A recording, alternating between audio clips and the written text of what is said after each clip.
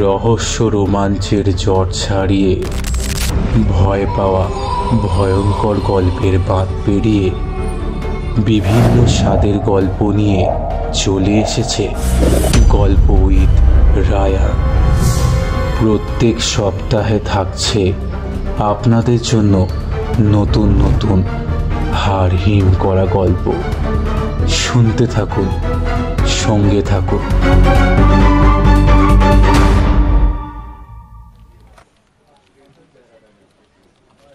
ওই গ্রামটায় একটা জায়গা আছে জানিস সঞ্জয়, ওই জায়গাটার সাথে নাকি একটা ভয়ঙ্কর কোনো অতীত জড়িয়ে রয়েছে, কিন্তু সেই অতীত রহস্যের সমাধান আজও সম্ভব হয়নি। প্রদীপের মুখে কথাগুলি শোনা মাত্রই চমকে ওঠে সঞ্জয়।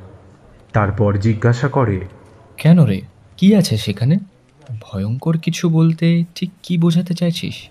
প্রদীপ প্রত্যুত্তরে জানায়, সেই বিষয়টা দেখতেই সেখানে যাব বুঝলি। অনেকেই ওই জায়গাটার সম্পর্কে আমাকে অনেকগুলো কথা বলেছিল। আমি ওই জায়গায় যাওয়ার পরে তোকে, বৌদিকে আর তোতানকেও ওখানে ডেকে নেব। জায়গাটা গ্রাম্য হলেও প্রাকৃতিক সৌন্দর্যের খনি বলতে পারিস। ওখানে না গেলে বিশ্বাসই করতে পারবি না। ওই জায়গাটায় নাকি একটা ঝিল আছে, সেই ঝিলটাকে ঘিরেই যত আতঙ্ক।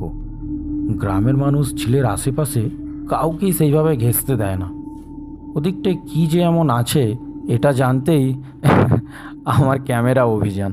আর তুই তো জানিসই আমি এসব বিষয়ে একটু ভয় পাই না। যেখানে বিপদের সাইনবোর্ড লাগানো থাকে সেখানেই আমার বিশেষ আনাগোনা। প্রদীপের মুখে কথাগুলি শোনা মাত্রই সঞ্জয়ের মনের মধ্যে একাধিক প্রশ্ন উত্থাপিত হতে শুরু করেছিল, কিন্তু কিভাবে এগুলি নিবারণ সম্ভব তা সেই মুহূর্তে দুজনের কেউই আন্দাজ করতে পারল না।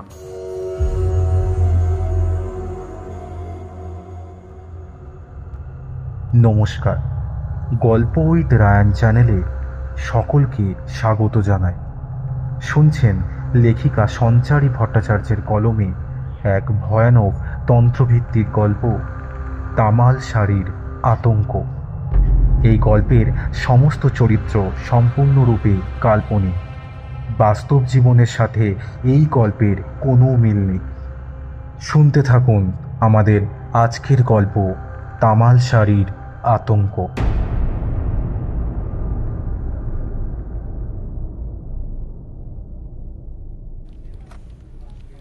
সঞ্জয় ইতস্তত ভঙ্গিতে বলল, তুই যাবি যখন ঠিক করেই ফেলেছিস তখন যা, ঘুরে আয় সেখান থেকে।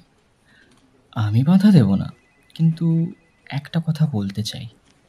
এইসব গ্রামগঞ্জের ব্যাপারে সঠিক তথ্য পাওয়া আজও কিন্তু খুবই কঠিন।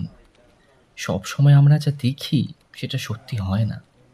যদি আমিও তোর মতনই একেবারে মডার্ন ধ্যান ধারণায় বিশ্বাসী, তবে আমার মা সবসময় বলতো জানিস তো, যাদের দেখা যায় না তাদের অস্তিত্ব থাকে, আর সেই অস্তিত্বকে অস্বীকার করা এতটাও সহজ নয়। নিজেদেরকে সংযত করতে পারাটাই হচ্ছে আসল দায়িত্বের কাজ। কিন্তু আমরা কজনই বা সেই ধারণায় বিশ্বাসী বলতো? ভয় আমার সেখানে, তুই আবার একা যাবি। আরে বাবা, এত চিন্তা করিস না তুই। আমি যে গ্রামেই থাকবো তোকে সেটা কে বলল? গ্রামটা একটা পাহাড়ের কোলে অবস্থিত। ওখান থেকে সামান্য বেরিয়ে এলেই রাস্তার ওপর একটি ছোট্ট কটেজ রয়েছে। আমি শুনেছিলাম ওই কটেজটা নাকি ইংরেজ আমলের। ওখানে মাঝে মধ্যে ট্যুরিস্টরাও বেড়াতে আসেন। ওই কটেজে নাকি একটা কেয়ারটেকারও রয়েছেন। আজ প্রায় 15 বছর হলো তিনি একাই নাকি ওই কটেজের দায়িত্ব সামলাচ্ছেন, একাই থাকেন। সেই কেয়ারটেকার কটেজের দায়িত্ব আর কারোর উপরেই দেননি। ওই গ্রামে আরও কোনো ইতিহাস রয়েছে কি না সেটা ঠিক আমার জানা নেই। দেখি কটেজে গিয়ে ওই বৃদ্ধ লোকটার কাছ থেকেই না হয় সমস্ত সত্যিটা জানবো।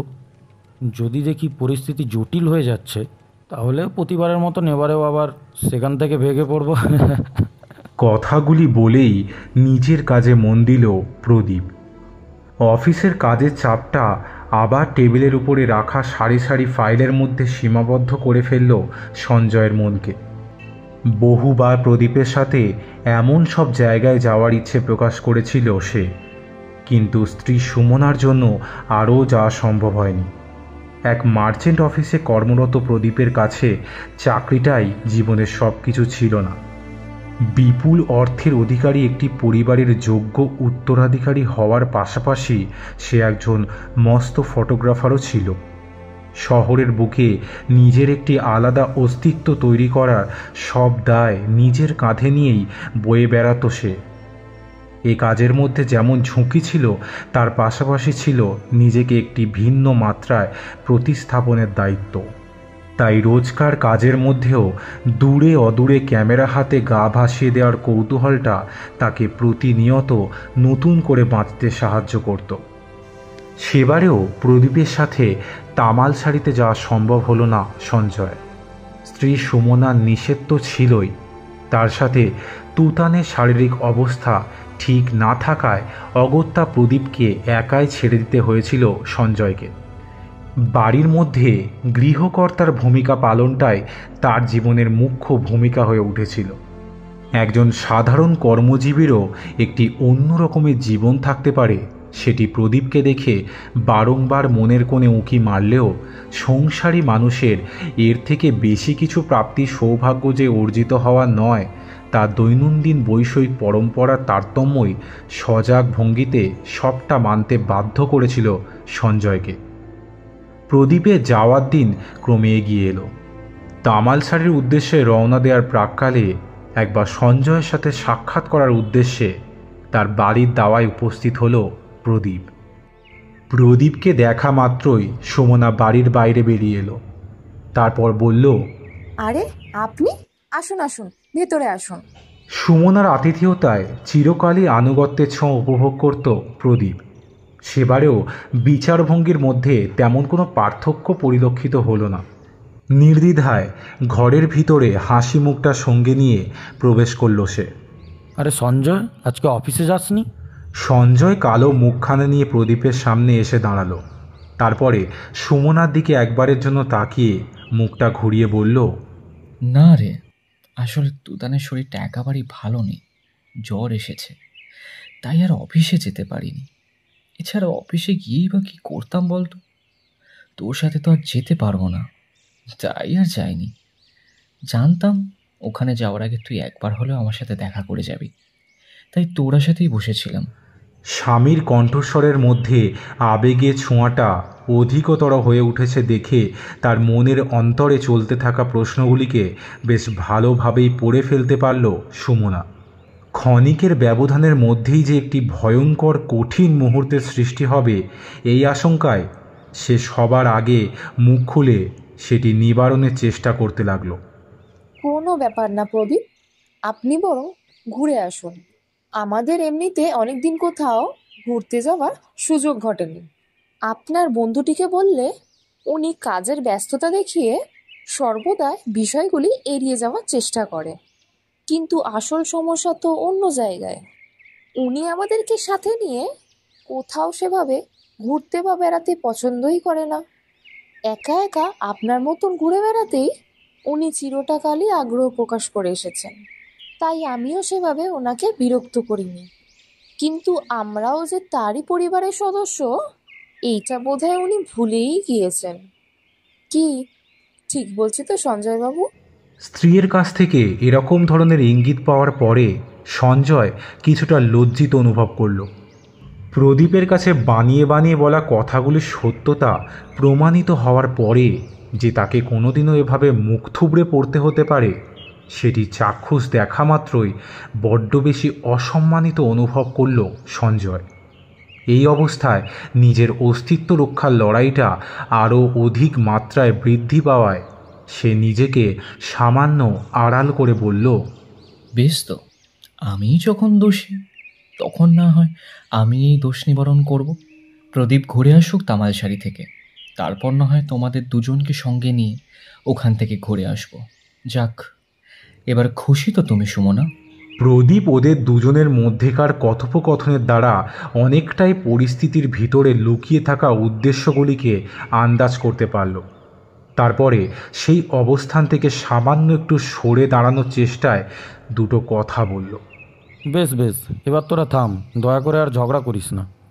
তোদের মধ্যে যে অনেক দিন ধরেই একটা সমস্যা চলছে, সেটা আমি বেশ ভালোভাবেই আন্দাজ করতে পারছি, কিন্তু বিষয়টা যে এতটা গভীর দিকে চলে গিয়েছে সেটা আমার ঠিক ধারণা ছিল না। যাক, শোন, এভাবে নিজেদের মধ্যে ঝগড়া করে কোনো লাভ আছে কি? একটু বাইরের পরিবেশে গা ভাসিয়ে এলে দেখবি অনেকটাই ভালো লাগছে। তার সাথে দেখবি মন মেজাজ সব তাজা হয়ে গেছে। আমি আগে তামালসারি গ্রামে যাই, তারপর খুব শীঘ্রই তোদেরকেও ওখানে ডেকে নেব। একসাথেই ওখানে সবাই মিলে ঘুরবো। আচ্ছা বেশ, কোনো অসুবিধা নেই। তবে আপনার বন্ধুটি কি এত সহজে রাজি হবেন বলে আপনার মনে হয়?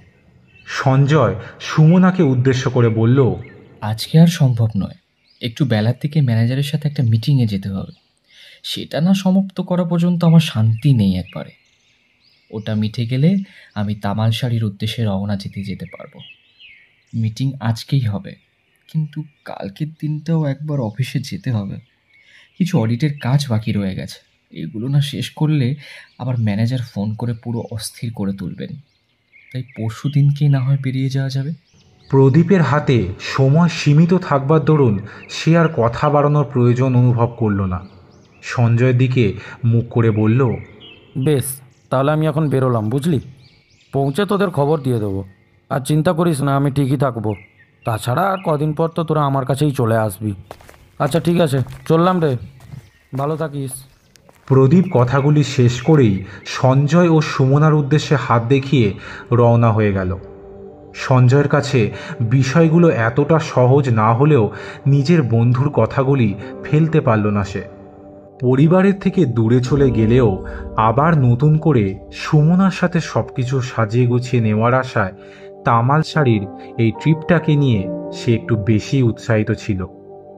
দেখতে দেখতে তৃতীয় দিনটিও অতিবাহিত হয়ে গেল। নিজের সমস্ত কাজ মেটাতে মেটাতে দুদিনের পরিবর্তে 3 দিন লেগে গেল সঞ্জয়। অফিসে বসেই একাধিকবার ফোনের মারফত প্রদীপের সাথে যোগাযোগ করতে চাইল, কিন্তু কোনো সাড়া শব্দ পেল না। গোটা দিনটা জুড়ে বেশ কয়েকবার যোগাযোগের পরেও যখন অবস্থার কোনো পরিবর্তন হলো না, তখন বাড়িতে ফিরে এলো সে। সঞ্জয়কে চিন্তান্বিত দেখে সুমনাও ঘাবড়ে গেল। সে বলল, আচ্ছা, আজকেই তো তোমার আমাদেরকে নিয়ে বেরোনোর কথা ছিল, তাহলে তুমি এত রাত করে বাড়ি ফিরলে কেন? তোমার কি আমাদেরকে নিয়ে বাইরে যাওয়ার ইচ্ছে নেই, নাকি এখনও সেই আগের মতোই মানসিকতা নিয়ে বেঁচে থাকতে ইচ্ছা করছে? দেখো সঞ্জয়, আমি তোমার সাথে এরকম একটা বন্দি জীবন কাটাতে কাটাতে ফেড আপ হয়ে যাচ্ছি। এবার আমি কিন্তু তুতানকে নিয়ে বাপের বাড়িতে চলে যেতে বাধ্য হব। সুমনা কথাগুলি বলে যাচ্ছিল ঠিকই, কিন্তু সঞ্জয়ের মনে ওই একই চিন্তা বারংবার নিজের স্থান দখল করে নিচ্ছিল। এর প্রকৃত পরিণতি কী হতে পারে সেটা ভাবতে পারাটাও হয়ে উঠেছিল সমস্যাজনক। সুমনার এক নাগাড়ে বলে যাওয়া কথাগুলির মাঝখানে ভাঁজ টেনে সে বলল, প্রদীপের কোনো খোঁজ পাওয়া যাচ্ছে না সুমনা। সে আমাকে ওখানে পৌঁছে জানাবে বলেছিল, কিন্তু এখনও কোনো খবর পেলাম না। আমি আজকে ওকে বহুবার ফোনে চেষ্টা করেছি, ফোনে পাইনি। ওর কোনো ট্রেস পাওয়া যাচ্ছে না সুমনা। তামালসারির ঘটনাটা সত্যি নয় তো? কথার মাঝখানে এভাবে থামিয়ে দেওয়ার বিষয়টা কিছুটা বিরক্তির কারণ হিসেবে অনুভূত হলেও বাদবাকি কথাগুলির সারাংশ উত্থাপনে ব্যস্ত হয়ে পড়েছিল সুমনা। সে কোনোদিনও সঞ্জয়কে এতটা চিন্তান্বিত দেখেনি। অনর্গল কথা বলার অভ্যাসটিকে কিছুটা রোধ করে সে সঞ্জয়ের দিকে এগিয়ে এসে পাশের সোফাটিতে বসল। তারপর বলল, সরি, আসলে আমি তোমাকে ভুল বুঝে এতগুলো কথা বলে ফেলেছি। আমি জানতাম না তুমি এতটা সমস্যায় পড়েছো। বিষয়টা ভীষণ অদ্ভুত। আমাকে ফোন করে সব কিছু জানাতো, তার কোনো হদিশ পেলাম না আমি। ওর আবার কোনো বিপদ আপদ ঘটল না তো? আমার তা মনে হয় না। ও হয়তো ওখানকার প্রাকৃতিক সৌন্দর্যের সাথে এতটাই মিলেমিশে গেছে যে কাঁধে ক্যামেরাটা নিয়ে সেই শোভা দর্শনেই ব্যস্ত হয়ে পড়েছে। অন্যদিকে আর কোনো হুঁশই নেই। ফোনটা সঙ্গে থাকলেও সেদিকে হয়তো খেয়ালই নেই। যাক, বাদ দাও। আমরা বরং আগামীকাল সকালেই বেরিয়ে পড়ি। তুতানের শরীরটাও আগের থেকে অনেকটাই ভালো। ওর স্কুলের ছুটিটাও পড়ে গেছে। এই ফাঁকে বেশ কয়েকটা দিন ভালোভাবেই ঘুরে আসতে পারবো, কোনো অসুবিধাই হবে না। ওখানে গিয়েই না হয় প্রদীপের সাথে দেখা করে নেবো আমরা। আমাদের সাথে মশকরা করার স্বভাবটা ওর আর গেল না। আমাদেরকে গোলকধাঁধার মধ্যে ফাঁসি দেওয়ার জন্যই হয়তো এমনটা করে চলেছেন, এই বিষয়ে আমি একেবারে নিশ্চিত। সুমনার কথাগুলি বরাবরের মতো এবারেও সঞ্জয়ের মনে জায়গা করে নিতে সক্ষম হয়েছিল। নিজের স্ত্রীকে বরাবরই সে বিশ্বাস করে এসেছে, তাই অযথা তার কথাগুলির খুঁত ধরা স্পর্ধা দেখাতে চাইল না সে। পরের দিন তারা সপরিবারে তামালসারির উদ্দেশ্যে রওনা হয়ে গেল। পুরুলিয়া থেকে একটানা 6 ঘন্টা ড্রাইভ করে পৌঁছতে হতো তামালসারিতে। পৌঁছতেই সন্ধে হয়ে গেল। দীর্ঘ রাস্তার মধ্যে বেশ কিছু জায়গায় কিছু অনাবশ্যক সাইনবোর্ড নজরে পড়লেও সেদিকে তোয়াক্কা না করেই এগিয়ে গিয়েছিল সঞ্জয়। বেশিরভাগ সাইনবোর্ডেই কোনো একটি জায়গার ম্যাপ অঙ্কিত ছিল। তার পাশাপাশি ডেঞ্জার সাইনটিও পরিষ্কারভাবেই স্পষ্ট অনুভূত হয়েছিল। কোনো একটি ঝিলের কথা উল্লেখ করা ছিল সেখানে।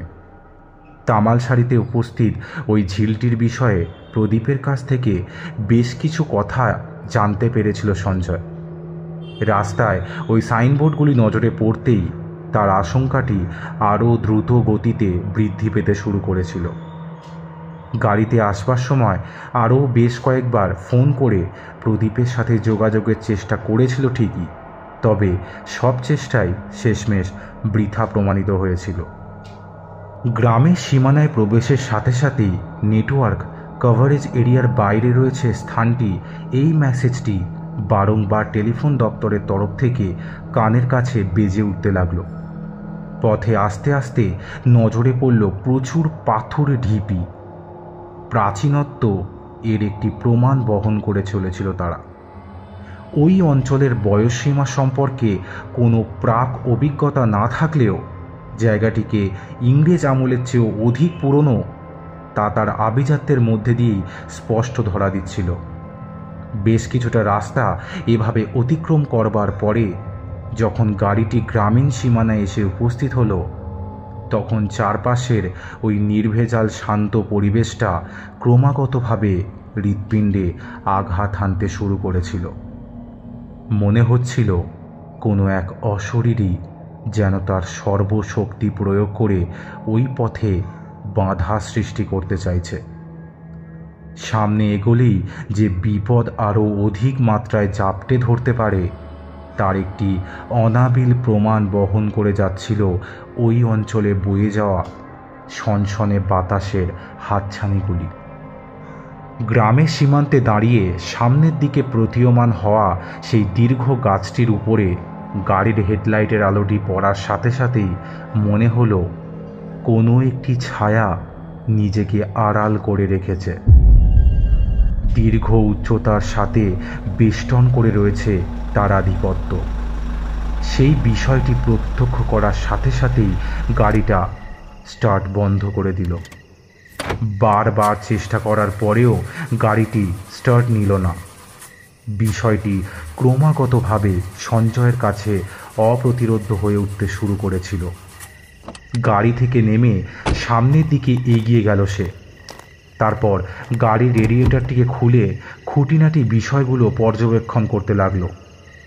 জায়গাটি ঘুটঘুটে অন্ধকার থাকায় টর্চের সাহায্য নিতে সে এক প্রকার বাধ্য হলো। প্রায় একটানা 15 মিনিট ধরে কসরত করার পরেও যখন কোনো সুরাহা দেখতে পেল না, তখন এক প্রকার বাধ্য হয়েই গ্রামের উদ্দেশ্যে রওনা হয়ে যাওয়ার সিদ্ধান্ত নিয়ে ফেলল। সঙ্গে ছিল 4-5 দিনের মালপত্র। সুমনাকে উদ্দেশ্য করে সে বলল, প্রদীপ বলেছিল গ্রামের সীমান্ত থেকে সামান্য একটু এগোলেই নাকি একটি কটেজ পাওয়া যাবে। আমরা সেখানেই উপস্থিত হয়েছি। সেখান থেকে গ্রামটি খুব বেশি দূরে না। আশা করছি ওই অঞ্চলে পৌঁছালে খুব একটা অসুবিধা হবে না। তুমি গাড়ি থেকে 2টো ব্যাগ নামিয়ে নাও, আমি বাদবাকি জিনিসপত্রগুলো সঙ্গে নিয়ে নিচ্ছি। এছাড়া তোতানকেও তো কোলে নিতে হবে। সুমনা চিন্তিত হয়ে পড়ল। তারপর বলল, কিন্তু আমাদের গাড়িটা, ওটার কি হবে?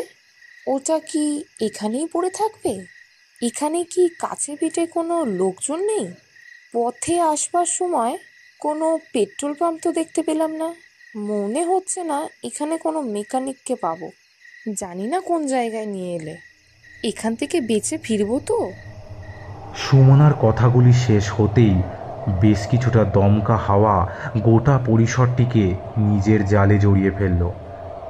বাতাসের অনর্গল শব্দ শান্ত পরিবেশের মধ্যে দিয়ে নিজের উপাখ্যানকে আরও জোরদার করে তুলতে চাইছিল। গাছের কোটর থেকে ভেসে আসা ভয়ঙ্কর সব জীবজন্তুর শব্দগুলি ক্রমাগতভাবে হৃদয় বিদীর্ণ করে অতীতের কোনো এক ভয়াবহ উপাখ্যানকে বারে বারে তাদের সামনে প্রকট করে দিতে চাইছিল, তুলে ধরতে চাইছিল অবশ্যম্ভাবী কোনো এক ভয়াবহতাকে যা ওই অঞ্চলের বাতাসের সাথে মিশেছিল। বিষয়টি সকলেই প্রত্যক্ষ করল। তার পাশাপাশি হঠাৎ ভেসে এলো এক পোড়া গন্ধ। মনে হলো কোনো মানুষকে চুল্লিতে জ্বালালে যেরকম পোড়া চামড়ার গন্ধ ভেসে আসে, ঠিক একইভাবে সেই গন্ধটি তাদের দিকে ভেসে আসছিল। অন্ধকারাচ্ছন্ন পরিবেশের মধ্যে প্রকৃতির এই বিলম্বিত চিত্র তাদের তিনজনকেই নিজের বেড়াজালে আটক করে ফেলতে সক্ষম হয়েছিল। দূরে ছোট ছোট কুটিরগুলিতে টিমটিম করে জ্বলতে থাকা আলোগুলি প্রমাণ করে দিচ্ছিল নিস্তব্ধতার মাঝে লুকিয়ে থাকা এক নিদারুণ সত্যকে। ওই অঞ্চলে হারিয়ে যাওয়া অতীত বারে বারে নিজের সঙ্গবদ্ধ দৃষ্টিভঙ্গির মধ্যে দিয়ে তাদেরকে আজ্ঞাবহ দূতের মতো কয়েকটি কথা বলে দিয়ে যেতে চাইছিল। তোরা এখানে কেন এসেছিস? এই স্থান অভিশপ্ত। এখান থেকে কেউ বেঁচে ফিরতে পারেনি। ওই ঝিল সবাইকে গ্রাস করেছে, তোদেরকেও করবে। বাঁচতে চাইলে পালিয়ে যা, পালিয়ে যা। পরিবেশের মধ্যে হারিয়ে যাওয়া এই কথাগুলি সদর্থক রূপ অনুধাবন করার শক্তি ওদের কারোরই ছিল না। তবুও কেউ যেন চুপিসারে প্রতিবারের মতো এবারেও গ্রামের সীমান্তে পদার্পণ করা অতিথিদের কানে কানে ফিসফিসিয়ে এই কথাগুলি বলে যাচ্ছিল। কিন্তু বাকিদের মতো তারাও কিছু আন্দাজ করতে না পেরেই ওই অন্ধকার পরিসরকে ভেদ করে সামনের দিকে অগ্রসর হতে শুরু করলো। বেশ কিছুটা রাস্তা যাওয়ার পরেই একটি কটেজ নজরে পড়ল। কোটি কোটি ইংরেজ আমলের প্রাচীন ঐতিহ্যকে সঙ্গে নিয়ে দাঁড়িয়েছিল তাদের সামনে। তার প্রতিটি রাত্রে লিখিত ছিল পুরাতন অতীতের কিছু হাতছানি। জায়গাটি নিজের অস্তিত্ব নিয়ে দাঁড়িয়ে থাকলেও সেখানকার অতীত যে এতটাও সহজবদ্ধ ছিল না তা কটেজের বাইরে থাকা ছোট ছোট ঢিপিগুলি প্রমাণ করে দিচ্ছিল। মনে হচ্ছিল যেন কোনো বিশেষ বিধি পালন করা হয়েছে। প্রতিটি ঢিপিকে ঘিরে ছিল লাল রঙের সুতো। আরও কিছুটা এগিয়ে যাওয়ার পরেই একটি লাইটার চোখে পড়ল সঞ্জয়। সেটি হাতে তোলা মাত্রই চমকে উঠল সে। সুমনাকে উদ্দেশ্য করে বলল, ভালো করে তাকিয়ে দেখো, এটা প্রদীপের না? সুমনা বেশ কিছুক্ষণ ওই নিভু নিভু আলোর মধ্যেই লাইটারটিকে লক্ষ্য করে বলল, হ্যাঁ, তুমি ঠিকই বলেছ, এটা তো প্রদীপেরই। কিন্তু এটা এভাবে কটেজের বাইরে পড়ে রয়েছে কেন? প্রদীপ হয়তো ভিতরেই রয়েছে। তাড়াহুড়োতে চলাফেরা করতে গিয়ে হয়তো লাইটারটা এখানে ফেলে চলে গেছে। সুমনা কথাগুলি বলতে বলতে নিজের অজান্তেই লাইটারটিকে জ্বালানোর চেষ্টা করতে লাগলো। লাইটারের আলো তার চোখের সামনের সামান্যতম অন্ধকারকে দূরে ঠেলে সরিয়ে দেওয়ার সাথে সাথেই হঠাৎ একটি চেহারা তার সামনে এলিয়ে দেয়া পরিসরের এক প্রান্তর জুড়ে নিজের অস্তিত্বকে স্পষ্ট করে তুলল। ওই সামান্যতম আলোয় সামনে দাঁড়িয়ে থাকা ব্যক্তিটির পোশাকি ধরনের কিছুটা প্রমাণ পেলেও দুজনেই ছোট্ট তুতান গোটা পরিবেশটির নির্ভেজাল সাক্ষী থাকা সত্ত্বেও এই ভয়াবহতাকে প্রত্যক্ষ অর্থে অনুধাবন করতে পারার মতো প্রয়াস করতে চাইল না। শিশু মনের সরল সাদাসিধে ভাব প্রকাশের আড়ালেই থেকে গেল গোটা বিষয়টি। ততক্ষণে সম্মুখে দাঁড়িয়ে থাকা সেই ব্যক্তিটির চেহারাটি আরও অনেকটাই স্পষ্ট হয়ে উঠেছিল। তিনি একটি লণ্ঠন হাতে তাদের দিকে এগিয়ে এলেন। এরপর গম্ভীর কণ্ঠে জিজ্ঞাসা করলেন, কি চাই এখানে? আপনারা এখানে কেন এসেছেন? লোকটির মুখে কথাগুলি শোনার পরেই শ্বাস রোধ হয়ে যেতে চাইছিল ওদের, কিন্তু কোনো রকমে সাহস সঞ্চয় করে সঞ্জয় জিজ্ঞাসা করল, আচ্ছা, গ্রামে একটি কটেজ রয়েছে তাই না? আসলে আমার এক বন্ধু কলকাতা থেকে এই কটেজ এসে উঠেছে। ওর নাম প্রদীপ। ওর সাথেই আমরা দেখা করতে এসেছিলাম। ওকে নিয়েই সঙ্গে করে ফিরব। তাছাড়া এই গ্রামটি সম্পর্কে এমন অনেক কথা শুনেছি, যার জন্য এখানে আসার ইচ্ছা প্রকাশ করছিলাম। ভেবেছিলাম এখানকার প্রাকৃতিক সৌন্দর্যে গা ভাসিয়ে দিলে হয়তো কিছুদিনের ক্লান্তি দূর হয়ে যাবে। সম্মুখে দাঁড়িয়ে থাকা ওই ভয়ঙ্কর লোকটির দিকে তাকিয়ে এতটা সাবলীল ভঙ্গিতে সঞ্জয়কে কথাগুলি বলে যেতে দেখে অবাক হয়ে গেল সুমনা। এই পরিস্থিতির মধ্যেও সে কিভাবে এতটা সাহস সঞ্চয় করে কথাগুলি বলে যাচ্ছিল, এই বিষয়টি তার কাছে বিশেষ মাত্রায় চমকপ্রদ হয়ে উঠেছিল। লোকটি লণ্ঠনটি হাতে নিয়ে এগিয়ে এলো তাদের দিকে।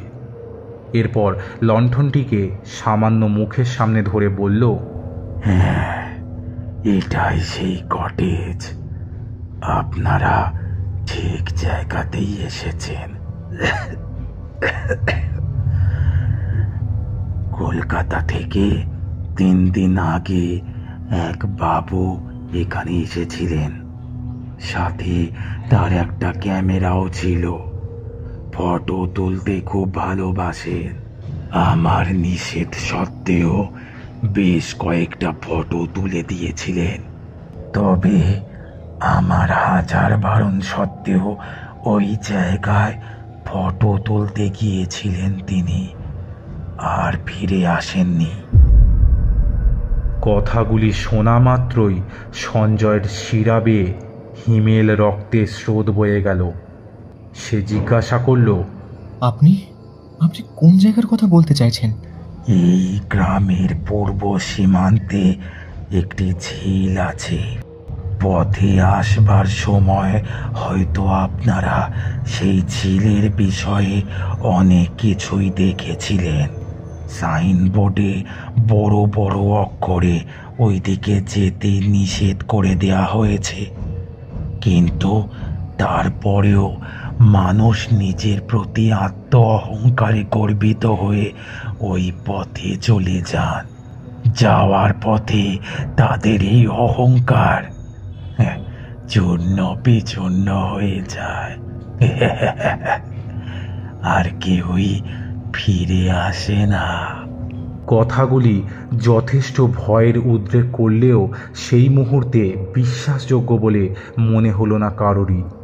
সুমনা ভয়ে ভয়ে কথাগুলি শুনলেও বৃদ্ধ লোকটিকে কটাক্ষ করে বলল, দেখুন, আমি এসব বিষয় আগেও শুনেছি। জায়গাটার বদনাম লোটানোর জন্য আপনারা অনেক রকমের ভয়াত্মক কাহিনী তৈরি করে থাকেন। যখন সেই কাহিনীগুলির কোনো সত্যতা প্রমাণের বিষয়টি উঠে আসে, তখন আপনাদেরকে আর খুঁজে পাওয়া যায় না। এভাবে শুধু শুধু ট্যুরিস্টদের ভয় দেখিয়ে আপনারা কি প্রমাণ করতে চান? আর প্রদীপ ফিরে আসেনি এই কথাটার মানে কি? আপনারা এই গ্রামে কি করতে রয়েছেন? এত বড় একটা কটেজের দায়িত্বে রয়েছেন, অথচ এখান থেকে একটা জলজান্ত লোক কিভাবে গায়েব হয়ে গেল সে বিষয়ে আপনাদের কোনো মাথা ব্যথা নেই। সত্যি ব্যাপারটা খুবই অদ্ভুত। এছাড়া এই ভিপিগুলো কি, আর এগুলোকে লাল সুতো দিয়ে এভাবে বেঁধে রাখা হয়েছে কেন? এখানে কি করা হয়েছে? সুমনার কথাগুলি সমাপ্ত হতেই একটা ঠান্ডা বাতাস তাদের সকলের গায়ে এসে লাগলো। বৃদ্ধের হাতে থাকা হ্যারিকেনের আলোটিও ওই বাতাসের সাথে সাথে নিজের দিক পরিবর্তন করলো। কোনো অজানা ভয় কিছুটা সময়ের জন্য তাদেরকে গ্রাস করে আবার পুনরায় সেই অন্ধকারের মধ্যেই কোথাও তলিয়ে গেল। এরপরে সেই পরিবেশের মধ্যে থেকে আবারও প্রতীয়মান হলো বৃদ্ধের সেই ঘর ঘরে কণ্ঠস্বরটি। হ্যাঁ, ঠিকই শুনেছেন। তার নিঃশ্বাসের শব্দ এই বাতাসের সাথেই ঘুরে বেড়ায়। অনেক মানুষকেই সাবধান করবার জন্য সেই শব্দ নিজের ছন্দে এক স্থান থেকে অন্য স্থানের দিকে অগ্রসর হয়। তবে আপনাদের আত্মবিশ্বাসের কাছে এভাবেই পরাস্ত হয়ে যায় সেটি। এই ঢিপিগুলো প্রতিরোধক শক্তি নির্মাণের জন্য। তাকে আটকাতে হবে যে সে যে বড্ড বেশি শক্তিশালী, আমাকেও যে কোনো মুহূর্তে শেষ করে দিতে পারে সে। এই অভিশাপ যে গোটা গ্রামের উপরে, আমি বা বাদ যাই কিভাবে? বৃদ্ধের এই ব্যঞ্জনাত্মক কথাগুলি সুমনার চিন্তা শক্তিকে খর্ব করার চেষ্টা করতে লাগলো, কিন্তু তবুও নিজের অস্তিত্বকে টিকিয়ে রাখবার উদ্দেশ্যে সে বৃদ্ধকে উদ্দেশ্য করে বলল, আপনার কথাগুলি যথেষ্ট ভয় পাওয়ারই মতোই, তবে সবটাই যে বিশ্বাসযোগ্যই এমনটা ভেবে ভুল করবেন না। আমরা শহরে থাকি, গ্রামের এইসব কথাবার্তার মধ্যে সত্যতা খোঁজার উদ্দেশ্যে এখানে আসিনি। পৌঁছাতে পৌঁছাতে অনেক রাত হয়ে গেছে, গাড়িটাও কিভাবে খারাপ হয়ে গেল জানি না। গ্রামের সীমান্তেই ফেলে রেখে চলে এসেছি। এখানে আসতে আসতে অদ্ভুত সব আওয়াজ শুনতে পাচ্ছিলাম। আপনার কথা শুনে যা মনে হচ্ছে এটাই সেই কটেজ। আর কথা বাড়াতে চাই না, কোনো টাকা পয়সার ব্যাপার থাকলে বলুন, আমরা সেই সব মিটিয়ে দিয়ে ভেতরে যেতে চাই। এই গরমের মধ্যেই যে হঠাৎ কেন এরকম ঠান্ডা লাগছে সেটাই বুঝতে পারছি না। এরকম জানলে তো তুতানের জন্যই কিছু গরম জামা প্যান্ট নিয়ে আসতে পারতাম। যাক, এবার বলুন, কটেজে রাত কাটাতে কি কোনো ফর্মালিটি পালন করতে হবে? সুমনা নিজের সাহসিকতার পরিচয় দিতে চাইছিল ঠিকই, তবে পরিস্থিতির গুমট ভাব তার কথাগুলির শক্তিকে ক্রমাগতভাবে ক্ষয় করতে শুরু করেছিল। সে কথাগুলি নির্দ্বিধায় বলে যাচ্ছিল ঠিকই, তবে প্রতিবারই বৃদ্ধের ওই চাহনি তার কথা বলার শক্তিকে খর্ব করে দিতে চাইছিল। শরীরের সর্বশক্তি প্রয়োগ করতে হচ্ছিল ওই সামান্য সাহসের পরিচয় দিতে। এক নিঃশ্বাসে কথাগুলি বলে শেষ করেই বৃদ্ধের দিকে দৃষ্টি নিবদ্ধ করল সুমনা। তার উত্তরের অপেক্ষায় স্থির হয়ে রইল দুটি চোখ। সঞ্জয় বাকিটা বলার চেষ্টা করতেই বৃদ্ধ লোকটি আবার বলল, না, কিছুর প্রয়োজন নেই। আপনারা ঠিক জায়গাতেই এসেছেন। উপরে বাঁ দিকের ঘরটা আপনাদের। ওটা আজকে সকালেই পরিষ্কার করে রেখেছিলাম। তার পাশের ঘরেই ছিলেন ওই লোকটি, কি যেন নাম, হ্যাঁ, প্রদীপ। ওই বাবুকে অনেক বারণ করেছিলাম, কিন্তু উফ, সেই এক কথা। ঠিক আছে, তেমন হলে আমরাই ওর খোঁজ করে নেব। সে কটেজে অন্য কারণের জন্যই ফিরে আসেনি। সে একজন ফটোগ্রাফার। গ্রামের কোনো এক প্রান্তে হয়তো সে রয়েছে। সেখান থেকে এত দূরে সে আসতে পারেনি। কাজ মিটলে সে ঠিকই চলে আসবে। আচ্ছা, আপনাদের এখানে কি কোনো ফোন আছে? আমাদের কারোর ফোনই কাজ করছে না। এখানে কোনো নেটওয়ার্কই নেই। আগে এখানে সেসবের তো কোনো ব্যবস্থা নেই, কিন্তু খাবার আর জলের বন্দোবস্ত হয়ে যাবে। প্রদীপ বাবুর জন্য বাজার করে এনেছিলাম। ভেবেছিলাম নিজের হাতে তাকে রেঁধে বেড়ে খাওয়াবো, কিন্তু সে আর হলো কই। তার আগেই তো তাকে অন্য কেউ খেয়ে নিল। সঞ্জয়ের কাছে বৃদ্ধের কথাগুলি ক্রমে জটিল থেকে জটিলতর হয়ে উঠছিল। সে এই সমস্ত কথার অন্তরে লুকিয়ে থাকা রহস্যের সমাধানের চেষ্টা না করেই বলে বসল, আচ্ছা বেশ, তাহলে আমাদেরকেই রান্না করে খাইয়ে দিন, একই তো ব্যাপার। খিদের জ্বালায় আমাদের পেট চুঁচুই করছে। গ্রামে এসে ভেবেছিলাম এখানকার শোভা উপভোগ করব, কিন্তু এখানে আসবার পরে বুঝতে পারছি সত্যিই জায়গাটা অভিশপ্ত। গ্রামটা পুরাতন হওয়ার পাশাপাশি এতটা অস্বস্তিকর সেটা এখানে না এলে বুঝে উঠতেই পারতাম না। যাই হোক, আপনি ভেতরে চলুন। জলের ব্যবস্থা যখন রয়েছে তখন আমরা সকলেই একটু ফ্রেশ হয়ে নিচ্ছি, তারপরে রাতে কিছু খেয়ে নেব। কালকে গ্রামটা চারিদিকটা ঘুরে দেখব, আর সেরকম মনে হলে আরও 2 দিন না হয় এখানেই কাটিয়ে তারপর আবার কলকাতার উদ্দেশ্যে রওনা দেব। আশা করি ততদিনে প্রদীপের সাথে দেখা হয়ে যাবে। ওর এভাবে এদিক ওদিক ঘুরে বেড়ানোর প্রবণতাটা রয়েইছে চিরকাল। আপনি জানেন না হয়তো, তাই হয়তো এভাবে সন্দেহ করছেন। যাই হোক, ভেতরে চলুন। এখানে কারেন্ট নেই বললেই চলে। কখন আসে কখন চলে যায় বলা খুবই মুশকিল। আপনাদের জন্য মোমবাতির বন্দোবস্ত করে রেখেছি। উপরে উঠে ডান দিকে টেবিলের কোণায় একটা ছোট্ট পুঁটলি দেখতে পাবেন। সেটার ভিতরে হাত ঢোকালেই মোমবাতি পেয়ে যাবেন। আর প্রদীপ বাবুর লাইটারটা তো হাতেই রয়েছে, সেটা দিয়েই না হয় জ্বালিয়ে নেবেন। প্রদীপের কথাগুলি বলবার সময়ই বৃদ্ধ লোকটির চোখ চকচক করে উঠল। প্রদীপের সাথে ঠিক কী ঘটেছিল এই বিষয়টা সম্পর্কে সে যেন পরিষ্কারভাবেই জানত। প্রদীপ যে ওই অঞ্চলের অভিশাপের অংশীদারিত্ব বহন করেছিল সেটি যেন বৃদ্ধের কথা বলার ধরনেই প্রমাণ করে দিচ্ছিল। সকলেই দোতলার দিকে অগ্রসর হতে লাগল। পিছনে পিছনে বৃদ্ধ হ্যারিকেন হাতে এগিয়ে আসতে থাকল। বাতাসের ছনছন শব্দটিও নিজের অপ্রকৃতস্থ জবাববন্দির হিসাব রেখে যাচ্ছিল।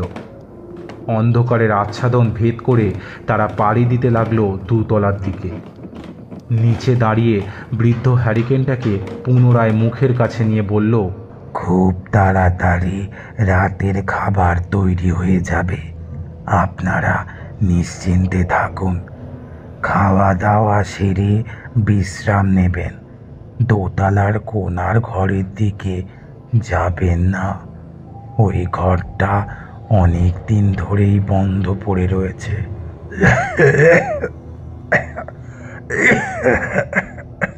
কাস্তে কাস্তে পুরো কথাটা শেষ না করেই বৃদ্ধ রান্নাঘরের দিকে এগিয়ে গেল। হ্যারিকেনের সাথে সাথে আলোকিত হয়ে থাকার সামান্য পরিশোধীয় অন্ধকারের মধ্যে হারিয়ে গেল সে। হাতে টর্চটা পুনরায় জ্বালিয়ে নিল সঞ্জয়। তারপরে সিঁড়ি ধরে উপরের দিকে উঠতে লাগল। এরপরেই নজরে পড়ল দোতলার সেই ঘরটি। তার সামনে এসে দাঁড়াতেই বুকটা ছ্যাঁত করে উঠল সঞ্জয়।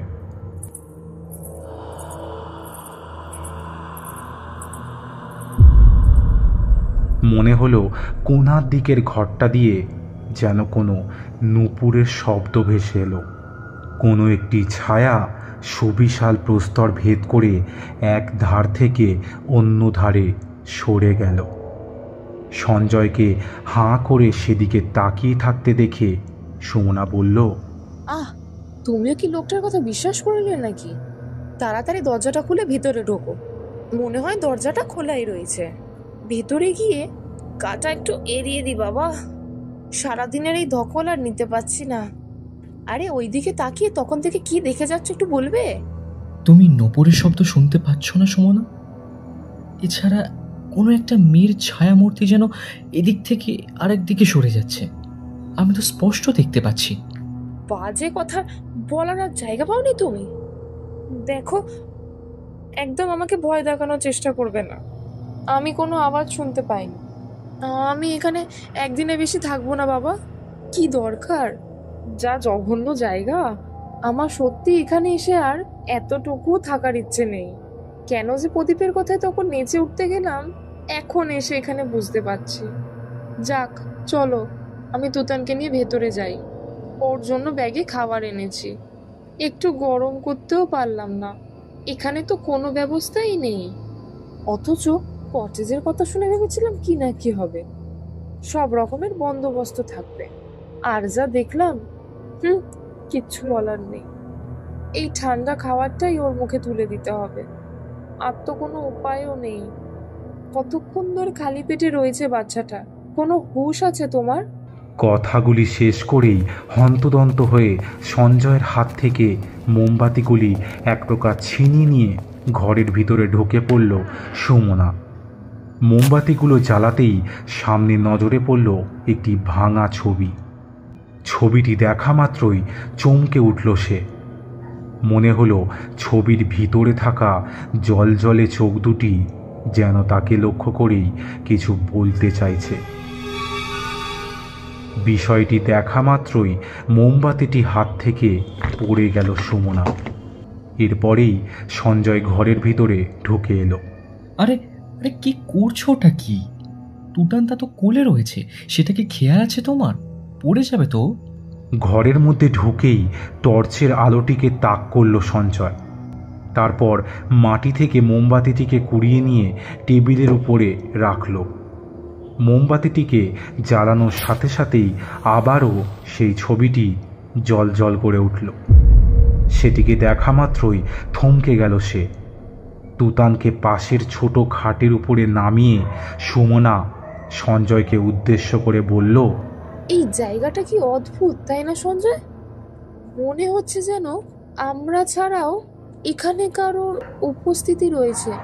সুমনার কথাটি শেষ হওয়ার সাথে সাথেই আবার সেই গম্ভীর কণ্ঠস্বরটি অন্ধকারের বিভেদহীন গহ্বর ভেদ করে বলে উঠল, আমার মেয়ের আঁকা ছবি। এরকম ছবি এই কটেজের প্রতিটি ঘরেই রয়েছে।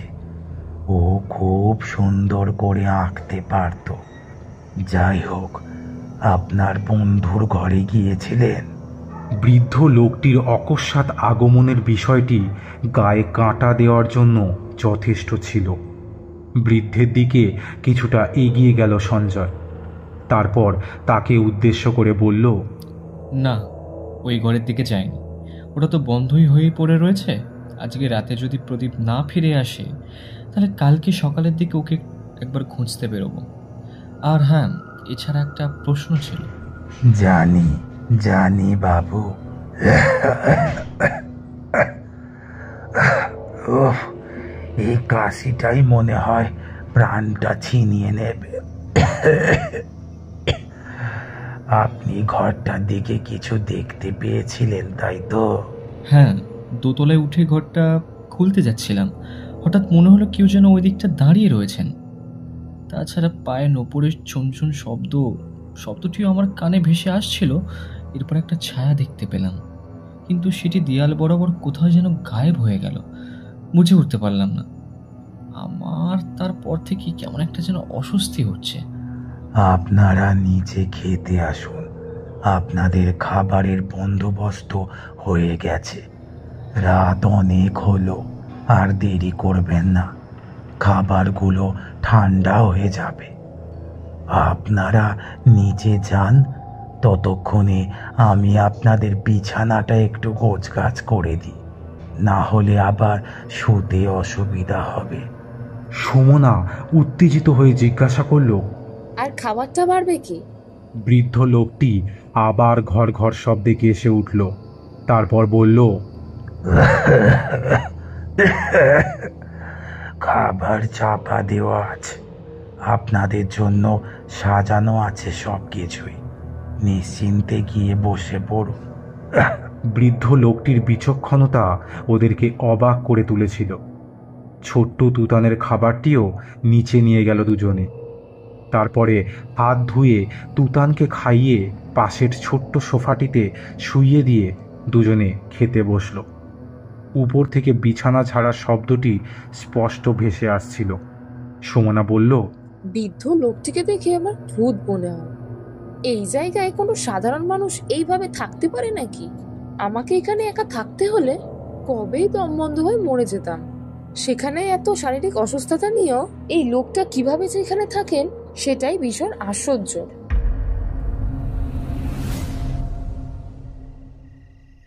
কথায় কথায় রাতটা আরও ঘন হলো। ওরা খাওয়া দাওয়া শেষ করে তুতানকে সঙ্গে নিয়ে দুজনেই উপরের ঘরে উঠে এলো। এরপরে দরজা জানলা বন্ধ করে দিল। পূব দিকের জানলার একটা অংশ সামান্য একটু খোলা রাখলো। ফিনফিনে বাতাসটা ভেসে আসতে লাগলো জানলার সেই ফোকর দিয়ে। বৃদ্ধ লোকটিও সিঁড়ি ধরে নিচে নেমে গিয়েছিল। তার পায়ের খটখট শব্দগুলি কানে ভেসে আসতে আসতে কোথায় যেন গায়েব হয়ে গেল। দুজনেই ক্লান্ত হয়ে পড়ায় নিদ্রা দেবীর হাত থেকে পরিমার্জনা পাওয়ার কাজ এতটাও সহজ ছিল না। কখন চোখ লেগে গিয়েছিল কারোরই খেয়াল নেই। হঠাৎ রাতের দিকে এক মন্ত্রের শব্দ ভেসে এলো সঞ্জয়ের কানে। বিষয়টি কানে আসতেই উঠে বসে পড়ল সে। আওয়াজটা নিচ থেকে আসছে মনে হচ্ছে না? বাড়ির পেছনের দিকে না সামনের দিকে? যাই, একবার জানলা দিয়ে দেখার চেষ্টা করে তো। সঞ্জয় ঘুম থেকে উঠে জানলার কাছে আসতেই দেখলেন বৃদ্ধ লোকটি একটা লাল রঙের বস্ত্র পরিধান করে কী সব করছে। তার সামনে রাখা রয়েছে রক্তে পরিপূর্ণ কয়েকটি বোতল। সেই বোতলগুলি থেকে রক্ত নিয়ে ওই ঢিপিগুলি চারপাশে ঢেলে দিচ্ছে সে। তার সাথে পাঠ করে চলেছে পৈশাচিক মন্ত্রগুলি। মন্ত্রের শব্দগুলি কানে আসতেই তার হৃদয়কে বিদীর্ণ করে দিতে লাগলো সঞ্জয়। পিশাচ সবাস, পিশাচ দৌড়ায়, কিন কিন হাতায় পিশাচ সবে, কর্মদর্ত বরুহন্তা পিশাচন্ত উত্থেমে। মন্ত্রগুলি বলতে বলতেই সেই বৃদ্ধ লোকটি রক্তে পরিপূর্ণ বোতলগুলিকে খালি করে ফেলতে লাগলো। তার পরের দৃশ্যটি চোখে দেখার সাথে সাথেই সঞ্জয়ের সারা শরীর ঘামতে শুরু করলো। সে দেখল কটেজের পিছনের দিকে মৃত পশুদের কাটা মুন্ডু ঝোলানো রয়েছে। সেখান থেকেই রক্তের ফোঁটাগুলি চুঁইয়ে চুঁইয়ে পড়ছে নিচে রাখা গামলাগুলিতে। সেগুলিকে নিয়ে এসেই ওই বোতলগুলির মধ্যে ঢেলে রাখছে সে। তার সাথে সাথে ওই মন্ত্রগুলিও সমানভাবে পড়ে চলেছে সে। বিষয়টি দেখা মাত্রই প্রচণ্ড ভয় পেয়ে গেল সঞ্জয়। ঠিক সেই সময়ে সে দেখল বৃদ্ধটি তার দিকে তাকিয়ে রয়েছে। তার ভয়ঙ্কর হাসির শব্দে ফেটে পড়ছিল চতুর্দিক। নিজের চোখে দেখে কোনো কিছুই ধারণা করতে পারল না সঞ্জয়। জানলাটা সাথে সাথেই বন্ধ করে দিয়ে হাঁপাতে শুরু করলো সে। নিজের চোখে যা দেখেছিল সেগুলি বিশ্বাস করাটা কঠিন থেকে কঠিনতর হয়ে উঠছিল। খাটের উপরে বসে হাঁপাতে লাগলো সঞ্জয়। পাশে তাকিয়ে দেখল সুমনা নিঃসারে ঘুমোচ্ছে। সেদিন রাতটা ওইভাবেই কাটিয়ে দিল সে।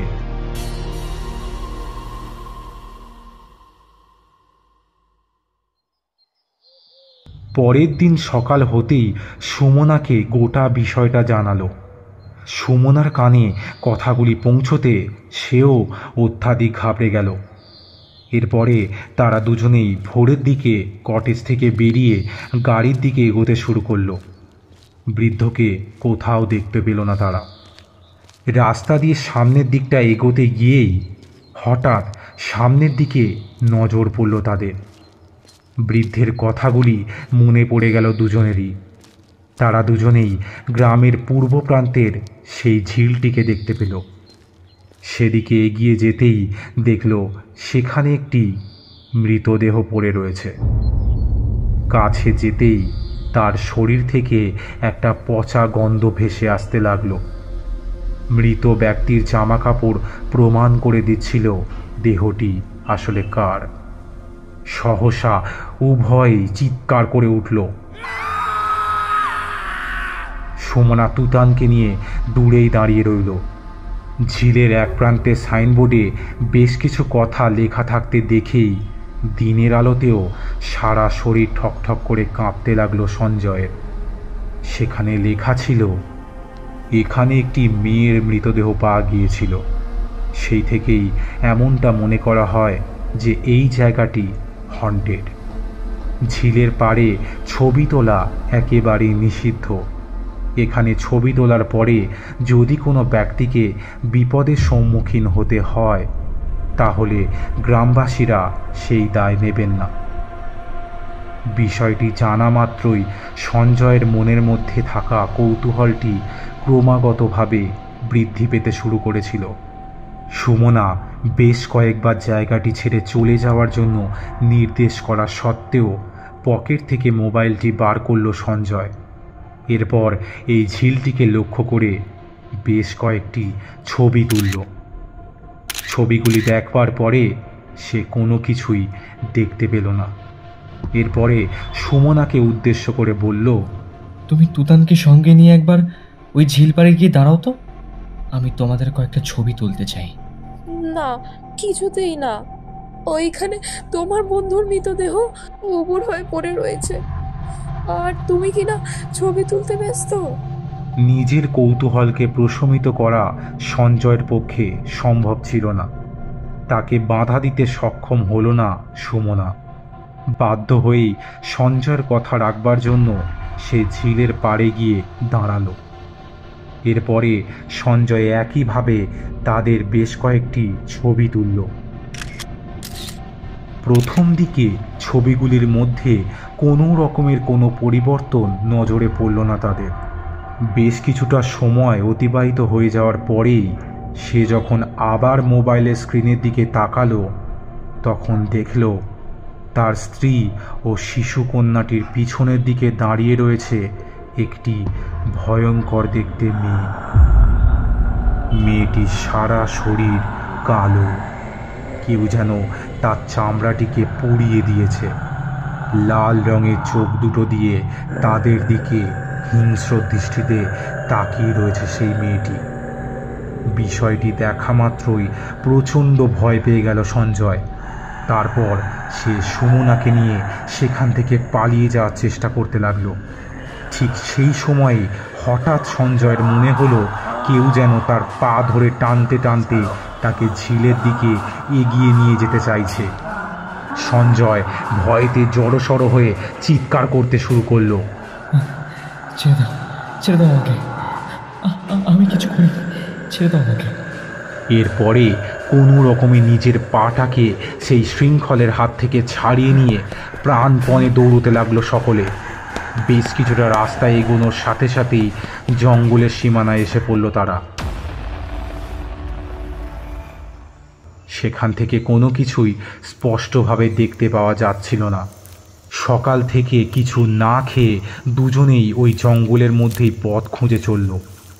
এর থেকে নিস্তারের উপায় কি হতে পারে কিছুই ধারণা করতে পারল না তারা। ঘুরতে ঘুরতে যখন গ্রামের সীমান্তে এসে উপস্থিত হলো তখন সন্ধ্যের চাদরে ঢাকা পড়ছিল সেই গ্রামটি। সামনের দিকে তাকাতেই আবার তারা আঁতকে উঠল। যেখান থেকে তাদের যাত্রাপথ শুরু হয়েছিল সেখানেই এসে শেষ হয়েছে সীমান্তটি। সামনে তাকাতেই আবার সেই ঝিলটিকেই নজরে পড়ল তাদের।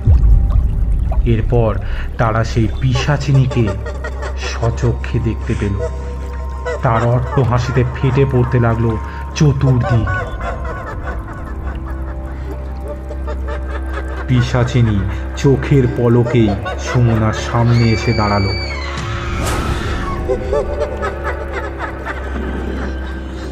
এরপর তার চুলের মুঠি ধরে হিড় হিড় করে টানতে টানতে তাকে ঝিলের দিকে নিয়ে যেতে লাগলো। সঞ্জয় তার দিকে তাকিয়ে ক্ষমা ভিক্ষা করতে লাগলো। ছোট্ট তুতানও সেই ভয়ঙ্করের বেড়াজাল থেকে মুক্ত হতে পারল না।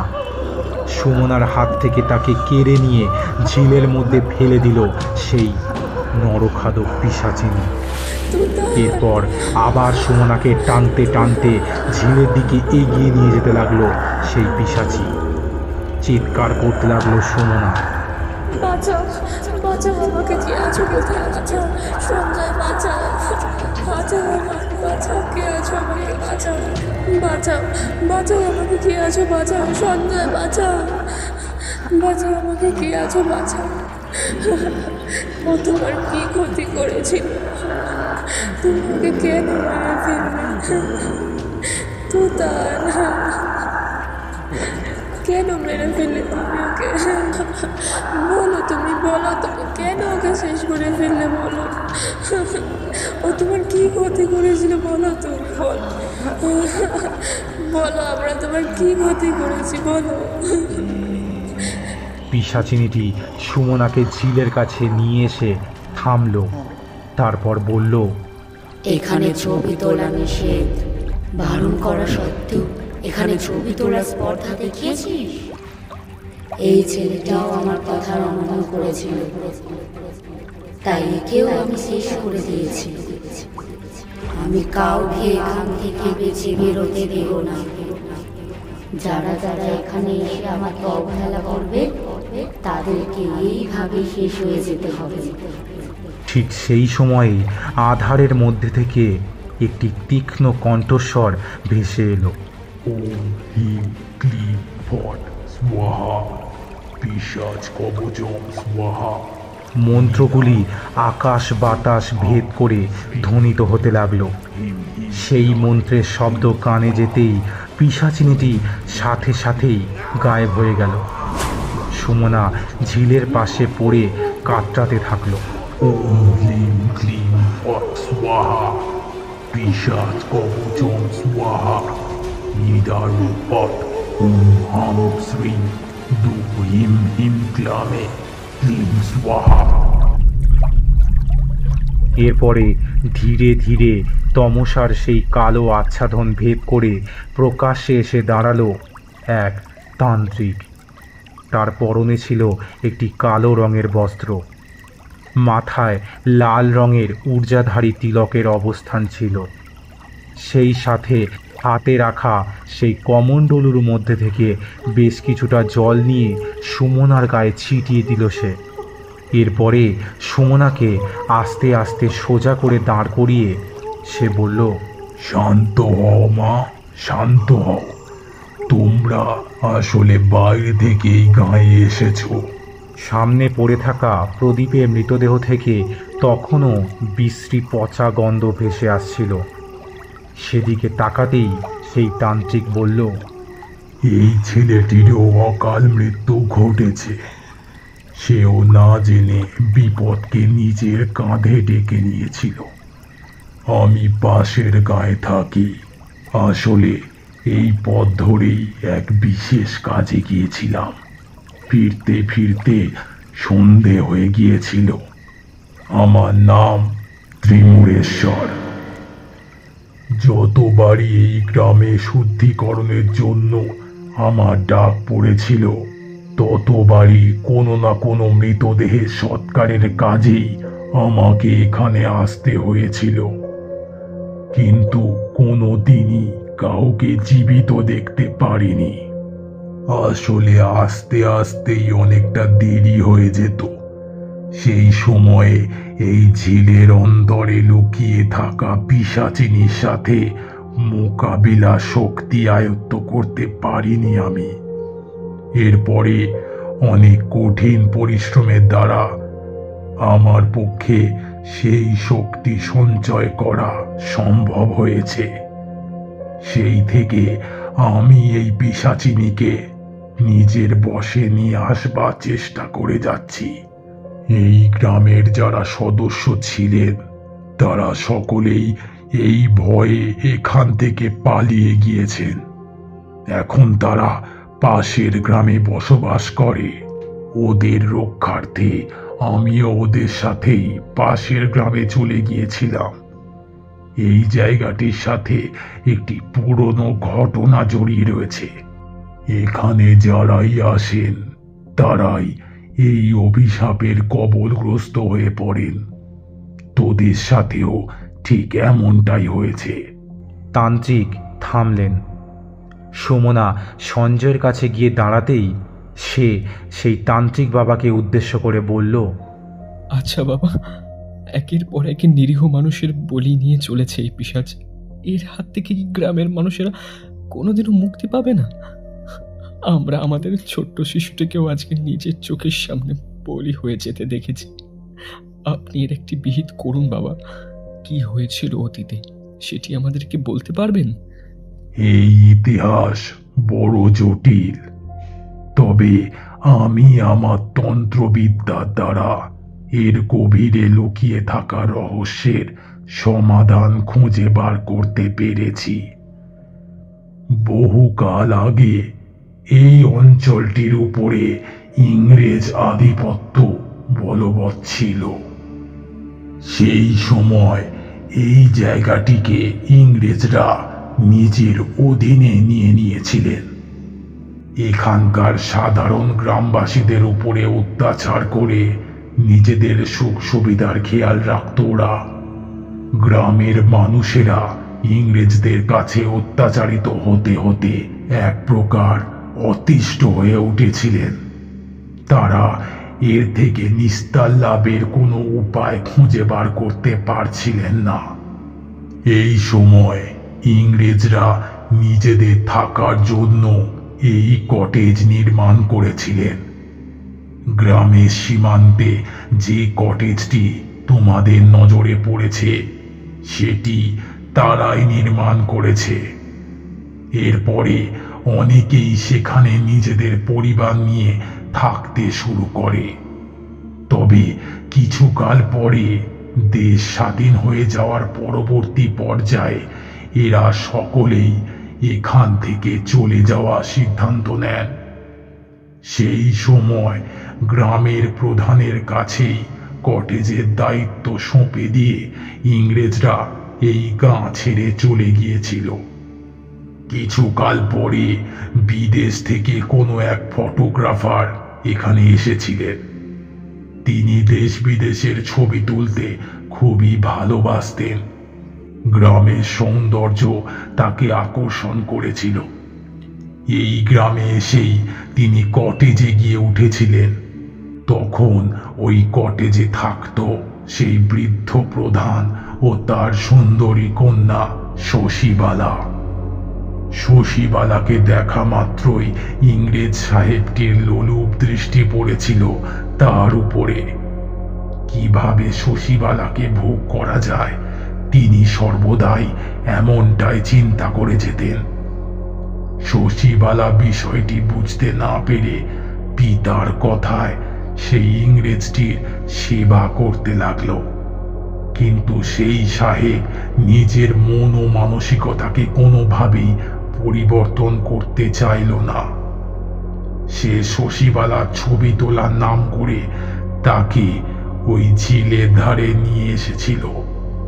তারপর তার বেশ কিছু ছবি তুলে দেওয়ার পরে সেই ইংরেজ সাহেবটি তার সাথে জোর জবরদস্তি করবার চেষ্টা করতে থাকে।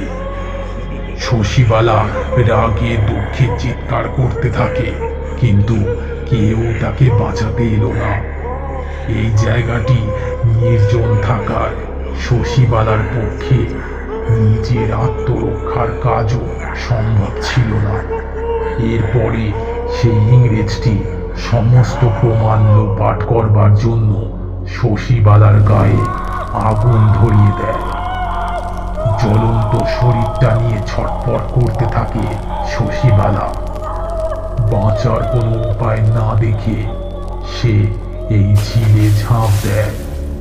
এরপর আর কোনোদিন সে ফিরে আসতে পারেনি। ওই আধপোড়া শরীরটাকে নিয়ে এখনো তার আত্মা এইভাবেই গ্রামে ঘুরে বেড়াচ্ছে। এরপর থেকে যে বা যারা এই ঝিলের পাড়ে ছবি তুলতে আসে, শশীবালার আত্মা তাদের উপরে নিজের প্রভাব বিস্তার করে এবং তাদেরকে নির্মমভাবে হত্যা করে। এই ঘটনার পর শশীবালার পিতা অর্থাৎ গ্রামের প্রধান নিতাই চরণ এখান থেকে পালানোর চেষ্টা করেছিল, কিন্তু তাকেও শশীবালা ছেড়ে দেয়নি। কারণ ওই লোকটি অর্থের লোভে নিজের কন্যাকে সেই ইংরেজের কাছে বিক্রি করে দিয়েছিল। মৃত্যুর পরে শশীবালার কাছে সেই সম্পূর্ণ সত্যিটা স্বচ্ছ হয়ে গিয়েছিল।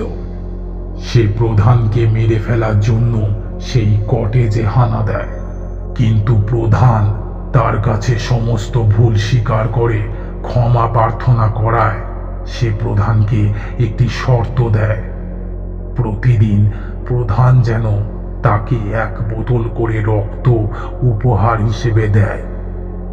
প্রথম দিকে প্রধান রাজি হয়ে গেলেও পরবর্তীকালে এই বিষয়টি তার কাছে আরো কঠিন হয়ে দাঁড়িয়েছিল। নিজের মেয়ের হাত থেকে রক্ষা পাওয়ার জন্য প্রধান গ্রামের গবাদি পশুগুলিকে ধরে তাদের গলা কেটে বোতলের মধ্যে রক্ত সংগ্রহ করে রাখতেন। কিন্তু এই কথাটি গ্রামবাসীদের কানে যাওয়ার সাথে সাথেই তারা প্রধানের এই কটেজটির উপরে হামলা করে এবং প্রধানকে প্রাণে মেরে ফেলে। এমনটা শোনা যায় প্রধানের শরীরের কোনো সৎকার হয়নি, তার আত্মা এখনো ওই কটেজেই রয়ে গেছে, আর ওইভাবেই আজও তাকে মৃত পশুদের রক্ত সংগ্রহ করতে দেখতে পাওয়া যায়। তান্ত্রিক বাবার মুখ থেকে বিষয়গুলি শোনার সাথে সাথেই আঁতকে উঠল সঞ্জয়। গোটা বিষয়টা তার চোখের সামনে স্পষ্ট হয়ে উঠতে লাগলো। সে সেই তান্ত্রিক বাবাকে উদ্দেশ্য করে জিজ্ঞাসা করল, কিন্তু কিন্তু আমরা তো তাকে চাক্ষুষ দেখেছি, এমনকি তার সাথে কথাও বলেছি। তিনি আমাদেরকে নিজের হাতে রান্না করে খাইয়েছিলেন।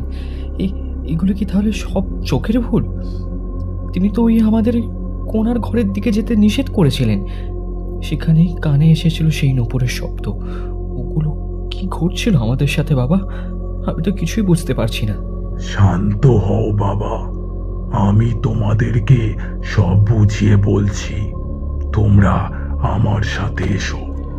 সঞ্জয় ও সুমনা দুজনেই তান্ত্রিক বাবাকে অনুসরণ করতে লাগলো। তান্ত্রিক বাবা যেতে যেতে বললেন, আসলে তোমরা যাকে দেখেছিলে সে নিজেও আর জীবিত নেই। সেই কটেজের মধ্যেই সীমাবদ্ধ হয়ে থেকে গিয়েছে। যে ঘরটির কথা তুমি বলছো সেই ঘরটিতেই ওই ইংরেজ সাহেবটি এসে উঠেছিল।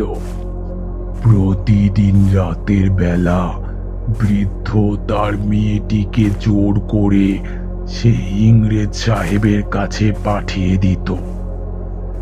শশীবালা নিজের নাচ দেখিয়ে ও গান শুনিয়ে সেই সাহেবের মন জয় করত। ইংরেজ সাহেবের সাথে এভাবেই শশীবালার ঘনিষ্ঠতা বৃদ্ধি পেতে শুরু করেছিল।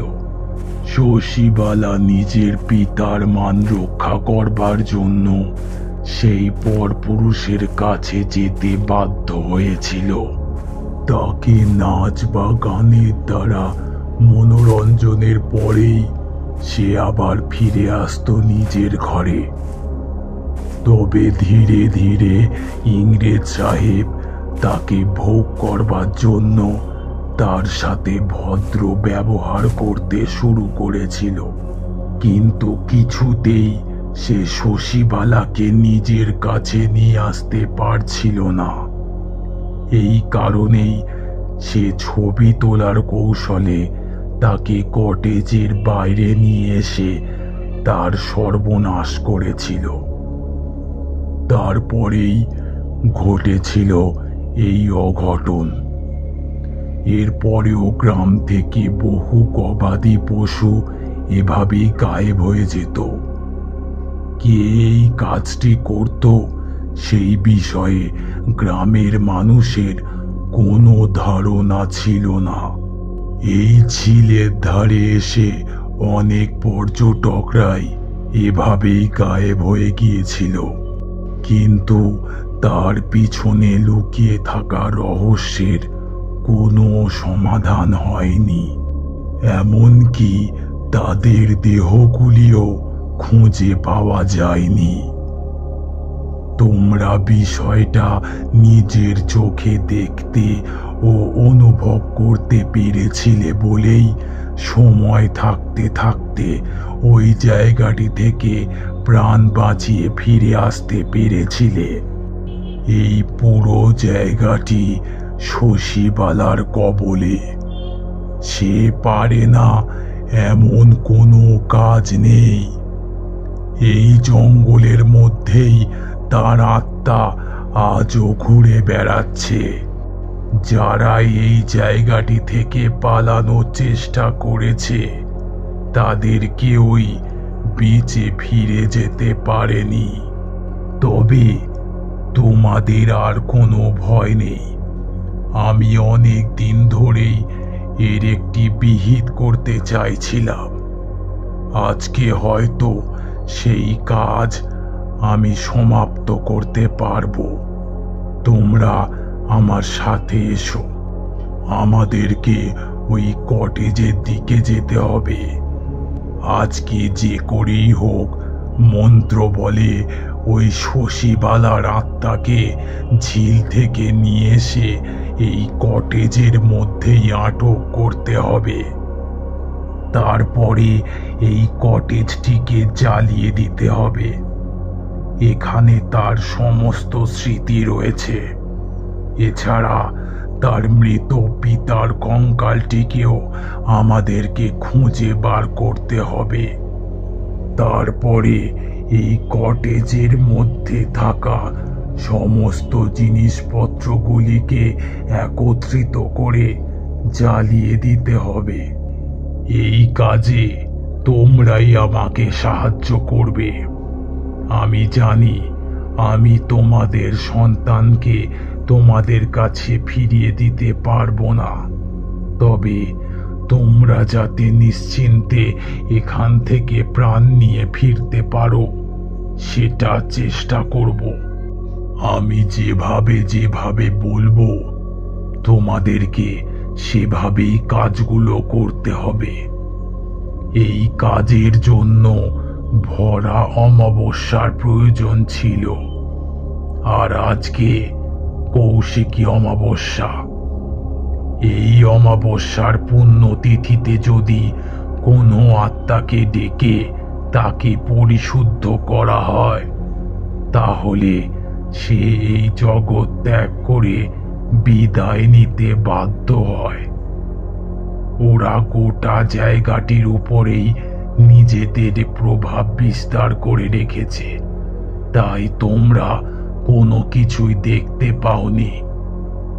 এবার আমাদেরকে অন্যভাবে চেষ্টা করতে হবে। ভয় পেও না, আমার সাথে এসো।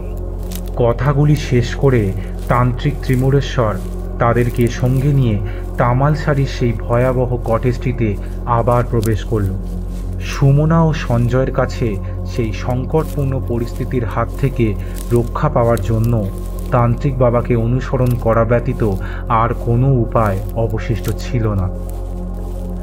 কটেজের ভিতরে প্রবেশের পরেই তারা লক্ষ্য করল একটি ভাঙা হ্যারিকেন পড়ে রয়েছে তাদের সামনে।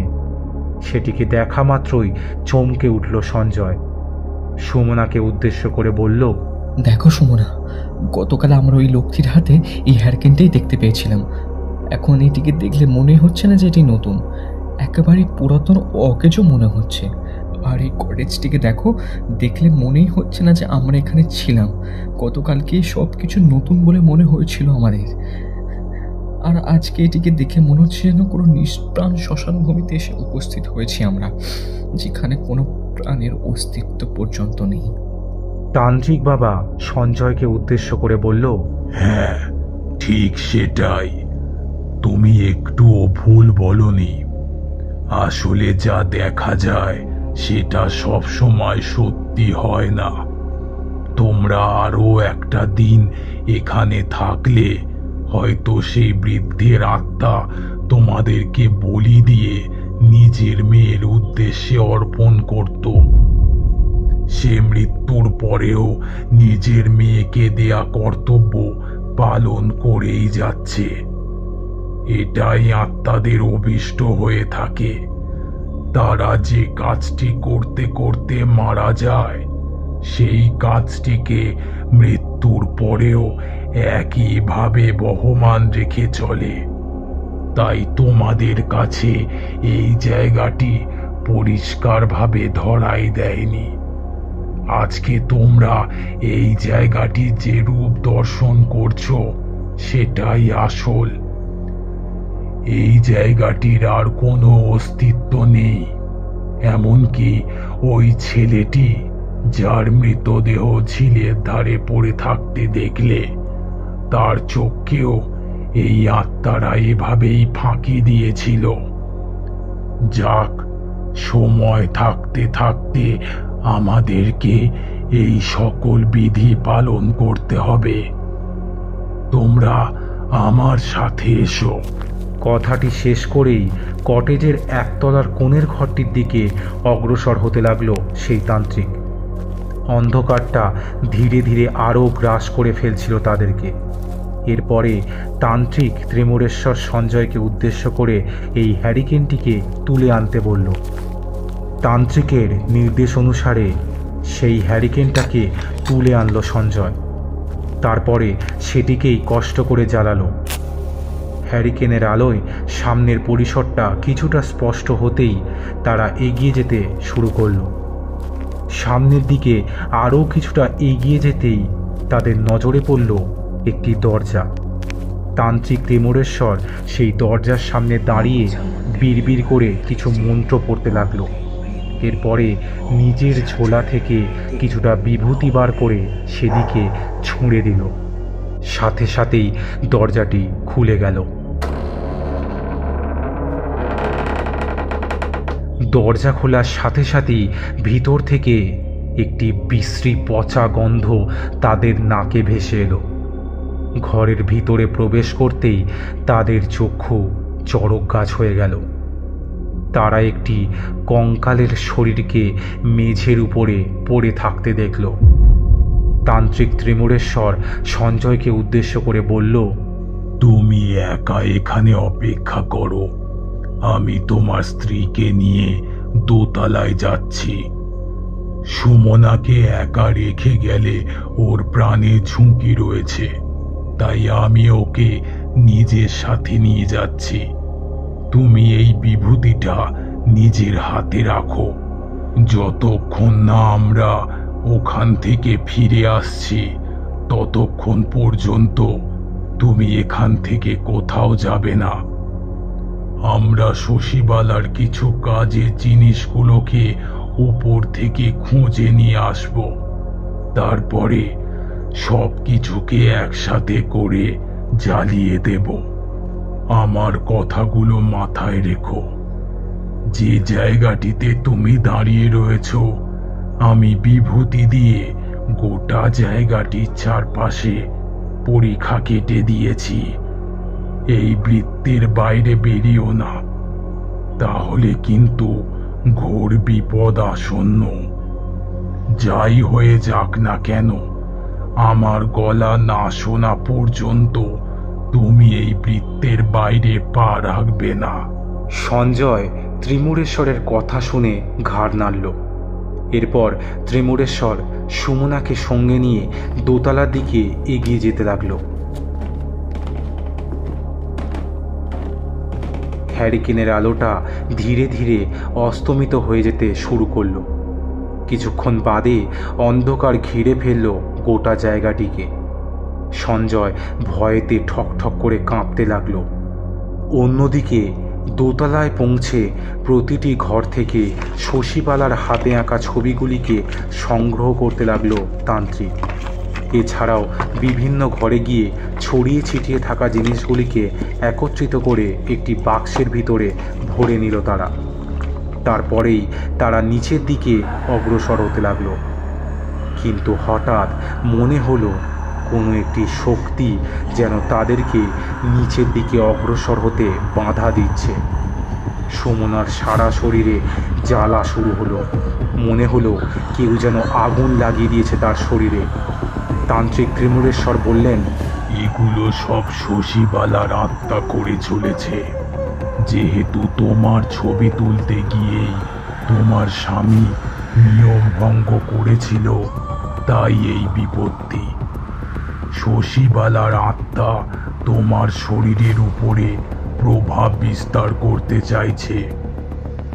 নিজের উপরে বিশ্বাস রাখো মা, ঈশ্বরের উপরে বিশ্বাস রাখো। আমি তোমাকে রক্ষা করবার চেষ্টা করব। তুমি তার আত্মাকে কিছুতেই নিজের কাছে ঘেঁষতে দিও না। তুমি শিব মন্ত্র জপ করতে থাকো। ত্রিমুরেশ্বরের কথা মতন শিব মন্ত্র জপ করতে লাগলো সুমনা। ওম নমঃ শিবায়, ওম নমঃ শিবায়। অন্যদিকে হঠাৎ এক দমকা হাওয়ার রেশ অনুভব করতেই পিছনের দিকে তাকালো সঞ্জয়। সে দেখল তান্ত্রিক বাবা তার সামনে এসে দাঁড়িয়েছে। এবার বিপদ কেটে গেছে। তুমি এবারে এই বৃত্তের বাইরে বেরিয়ে আসতে পারো। এবার আমরা বিধি মতো সবকিছু শুরু করতে পারি সঞ্জয়। আমাদের হাতে সময় খুব সীমিত। অমাবস্যার ঘের কাটার আগেই আমাদেরকে এই প্রক্রিয়া সমাপ্ত করতেই হবে।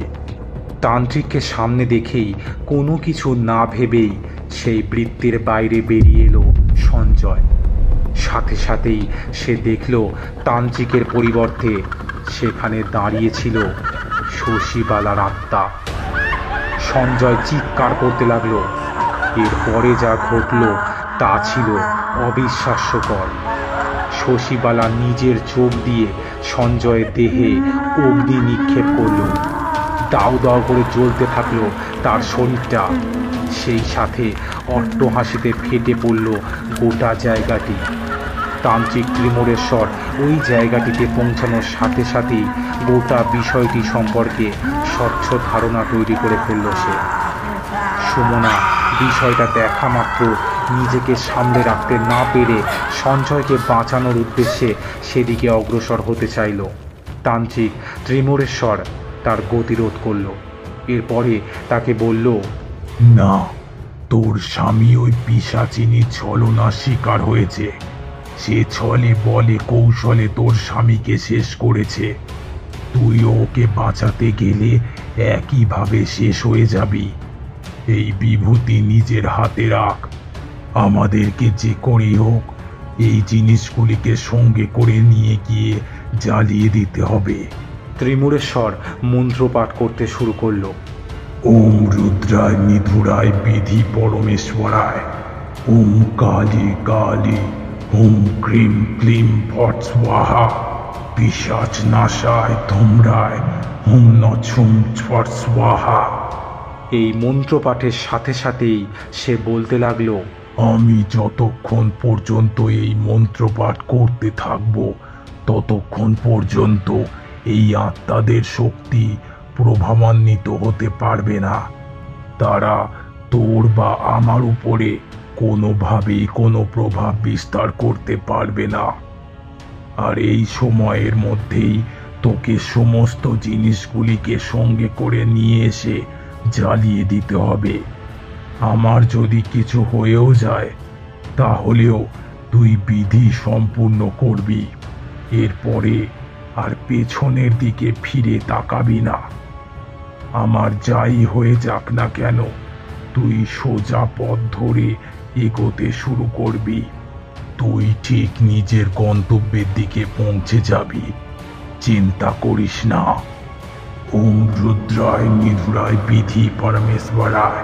ত্রিমুরেশ্বর মন্ত্রপাঠ অব্যাহত রাখলেন। তার সাথে সাথেই বিধি মেনে সুমনা ওই জিনিসগুলিকে একত্রিত করতে শুরু করলো। তারপর একটি গোলাকার ক্ষেত্র তৈরি করে সমস্ত জিনিসগুলিকে ওই ক্ষেত্রের মধ্যে নিয়ে এলো সে। এরপরে ত্রিমুরেশ্বরের কথা মতন সেই জিনিসগুলিতে অগ্নি নিক্ষেপ করল সুমনা। অগ্নি নিক্ষেপ করার সাথে সাথেই দাউ দাউ করে জ্বলতে শুরু করলো সেই জিনিসপত্রগুলি। তার পাশাপাশি সেই কঙ্কালের শরীরটিকেও জ্বালিয়ে দেওয়া হলো। কিন্তু ত্রিমুরেশ্বরকেও এক ধাক্কায় সে বৃত্তের ভিতরে নিক্ষেপ করলো শশীবালার আত্মা। গোটা বিষয়টি সম্পূর্ণরূপে বদলে গেল এক মুহূর্তে। ত্রিমুরেশ্বর নিজের শেষ নিঃশ্বাস নেওয়ার পূর্ব মুহূর্তে সুমনাকে উদ্দেশ্য করে বলল, এখান থেকে একটি জ্বলন্ত কাঠ নিয়ে গিয়ে কটেজের মধ্যে ফেলে দে তাড়াতাড়ি। কটেজটাও শেষ করতেই হবে, আমাদের হাতে আর একটু সময় নেই। এরপরে তুই আর পেছনের দিকে ফিরে তাকাবি না। আমার সাথে তোর যোগাযোগের পরিসর এইটুকুই ছিল। এবার এখান থেকে তোকে একা একাই নিজের দিক নির্ধারণ করতে হবে। কথাগুলি শেষ করার সাথে সাথেই তান্ত্রিক ত্রিমুরেশ্বরের শরীরটা আগুনে ঝলসে ধীরে ধীরে নুইয়ে পড়তে শুরু করলো।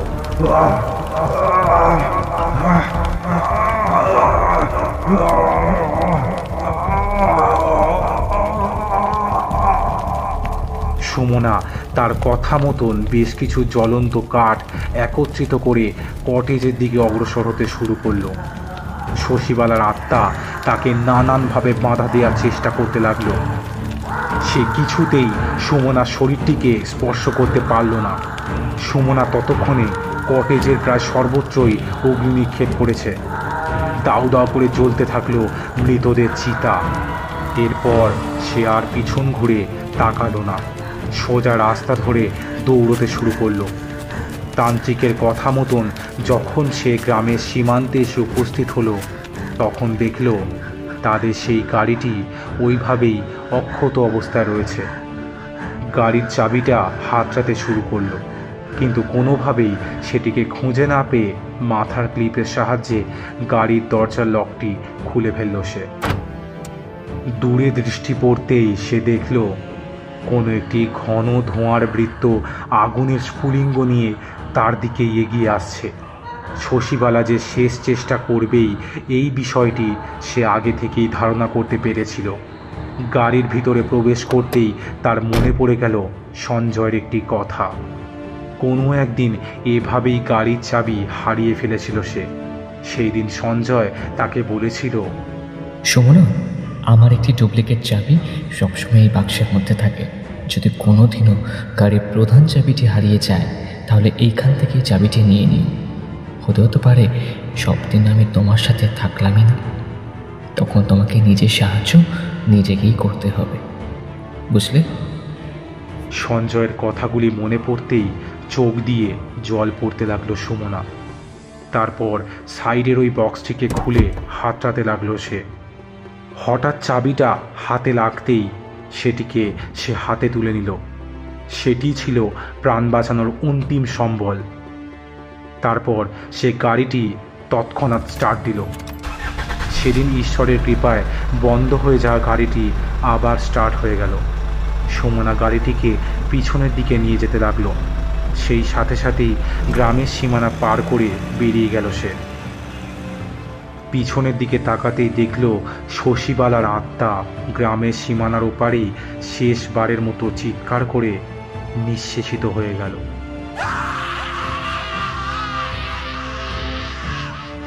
হাঁপ ছেড়ে বাঁচল সুমনা। সুমনার কাছে সেদিন আর কোনো কিছুরই অস্তিত্ব ছিল না। নিজের জীবনটা ব্যতীত বাকি সমস্ত কিছুকেই হারিয়ে ফেলেছিল সে। গ্রামের সেই ফাঁকা রাস্তা ধরে ড্রাইভ করতে করতে অঝরে চোখে জল ফেলতে লাগলো সে। তামাল সারিতে এসে সব কিছুই হারিয়ে ফেলেছিল সে। তবে ঈশ্বরের অস্তিত্বের উপরে বিশ্বাসটা আরও অধিক মাত্রায় তার মনের গভীরে বিস্তার লাভ করেছিল। কোনো একটি গ্রন্থে সে পড়েছিল, জন্ম ও মৃত্যুর ওপরে কেবল আমারই হাত থাকে, তবে বিপদের দিনে আমি সর্বদা সৎ মানুষের পাশে থাকি। কথাটি ভাবতে ভাবতেই গাড়ির গতি বৃদ্ধি করল সুমনা। এরপরে গ্রামের সীমানা ছাড়িয়ে সে শহরের পথে এগিয়ে গেল। সে যাত্রায় এভাবেই প্রাণ বাঁচিয়ে ফিরে আসতে সক্ষম হয়েছিল সুমনা। কিন্তু তামাল শাড়ির সেই ভয়ঙ্কর ঘটনার কথা আমৃত্যু তার মনের গভীরে থেকে গিয়েছিল।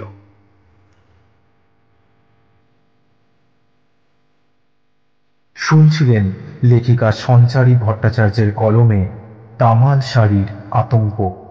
কেমন লাগলো গল্পটা অবশ্যই কমেন্ট বক্সে জানাবেন। আজকের গল্পের বিভিন্ন চরিত্রে আমাদের সাথে ছিল শোভন, পল্লবী, নন্দিনী এবং প্রীতম। আজকের মতো এই পর্যন্তই। পরের পর্বে নিয়ে আসবো আরও একটি ভয়ঙ্কর গল্প।